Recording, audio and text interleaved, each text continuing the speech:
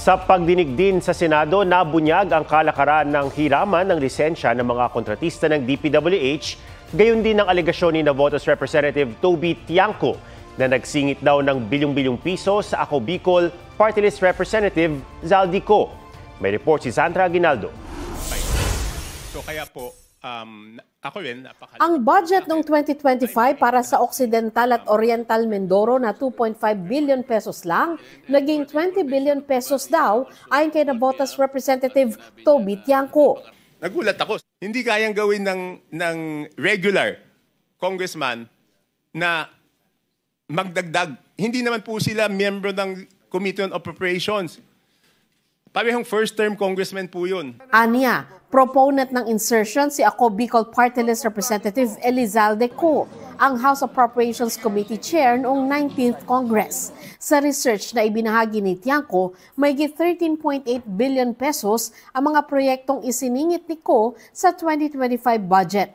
Ang insertion, hindi lang daw nangyayari tuwing BICAM. Sa lahat ng batas na ginagawa, no touch pag tapos ng second reading. Yung BICAM, kasi po, binigyan ng authority yung small committee only for the budget, nagkakaroon ng ganon. Paano naging mas powerful yung 4 na tao kaysa doon sa inaprubahan ng plenaryo? Ang tinutukoy na small committee ay binubuo ni Nako, dating Senior Vice Chairman Stella Kimbo, dating Majority Leader Manuel Delipe, at dating Minority Leader Marcelino Libanan. Wala lang daw detalye kung ano ang mga isiningit at pinalitan sa small committee dahil walang record kahit sa archive ng Kamara. Bukod sa mga distrito, may mga party list groups din daw na lumobo ang budget. Ang party list ni Co na Ako Bicol nakakuha umano ng mahigit 2 billion pesos. Gayon din ang BHW party list. Ang alam ko po, Your Honor, ang party list congressman, ang allocation po yata, kung di ako nagkakamali, but I'm sure you know better, is 100 to 150 million lang. Ipinaliwanag din ni Tiangco na sa Kamara may tinatawag na parking at sagasa sa paglalaan ng pondo sa mga kongresista. Yung parking po, Your Honor, is nakiusap ka dun sa district congressman, pumayag yung district congressman. Yung sagasa po, Your Honor, is wala kang magagawa sa ayaw mo't sa gusto. 2 term po yan, Your Honor. Isang parking, isang... Kasi madidinig mo sa congressman nasagasaan kami. Paano naman kayo nasagasaan? Binatuhan kami ng pondo na hindi naman namin alam. Maring pinabulaanan ni Co ang mga akusasyon. Tinawag niya itong sabi-sabi lang at pamumulitika para lokohin ng publiko at ilihis ang pananagutan. Aprobado naman daw ng Kamara at Senado ang 2025 national budget, bagamat na veto ng Pangulo ang ilan nitong probisyon. Pero hindi raw siya makapagkomento tungkol sa validity ng 2025 national budget dahil may kaso rito na nakasalang sa Korte Suprema at Ombudsman. Sinusubukan pa namin hingan ng pahayag ang iba pang mga binanggit na kongresista ni Tiangco. Nabunyag din ang kalakaran ng hiraman ng lisensya para sa DPWH projects. Sabi ng may-ari ng Sims Construction Trading na si Sally Santos, inutusan siya ni na Engineer Bryce Hernandez at Engineer JP Mendoza na maghanap ng kontratistang magpapahiram ng lisensya sa kanya.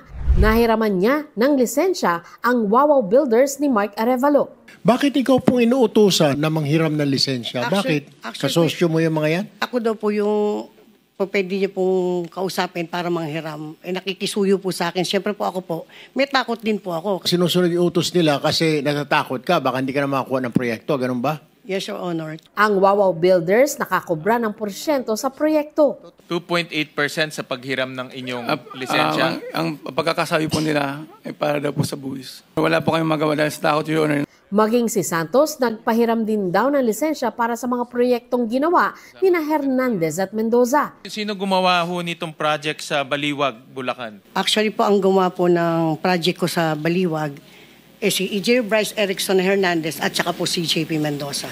Hindi raw alam ni Santos na ghost project ang ilan. Ang parte raw ng mga taga-DPWH, cash kung ibigay. Sinabi mo kasi you delivered 245 million in one day. Yes, Your Honor. Ilang boxes yun? Marami po. Mga boxes lang po ng mga noodles. Inahati ko lang kasi hindi ho pwedeng isang bulto. So, dun sa loob ng 3 taon, just give me a ballpark figure. May 1 billion ba na bigay mo? Meron naman po. Itinuro ni Hernandez na nag-utos umano ng hiraman ng lisensya ang boss niya noong si dating Bulacan 1st District Engineer Henry Alcantara na tumatanggap din daw ng pera ng mga kontraktor. Ang madalas ko pong bigyan ay si Engineer Bryce Erickson Hernandez. Yung natanggap mo yung pera galing kay Sally, sinarili mo na lang yun? Wala ka na ibang binigyan? Actually, hindi ko po binibigay. Kinukuha po ni Alcantara sa office ko yon. Inaamin ko po na may pagkukulang ako dahil ako po ang huling pumipirma. Yung pagtitiwala ko po sa mga tao ko, yun po ang naging kasalanan ko rito. Wala ka talagang natanggap? Yes, Your Honor. Sandra Aguinaldo nagbabalita para sa GMA Integrated News. From Minority Leader to Senate President, real quick. Balik sa liderato ng Senado si Tito Soto. Pinalitan niya si Senator Cheese Escudero na naluklok sa pwesto noong Mayo 2024. Si Senator Ping Lacson ang bagong Senate President pro tempore. Papalitan din niya si Senator Rodante Marcoleta bilang chairman ng Blue Ribbon Committee. Habang bagong Majority Leader si Senator Mig Zubiri na nagmosyon para mabakante ang Senate presidency. Walang ibang nominado sa pwesto maliban kay Soto na nakakuha ng 15 boto. Nagpasalamat si Soto sa mga kasama at tiniyak na magiging cooperative pero independent ang Senado. Nagpasalamat din si Escudero sa mga kasamang senador na nakatuwang niya mula 19th Congress.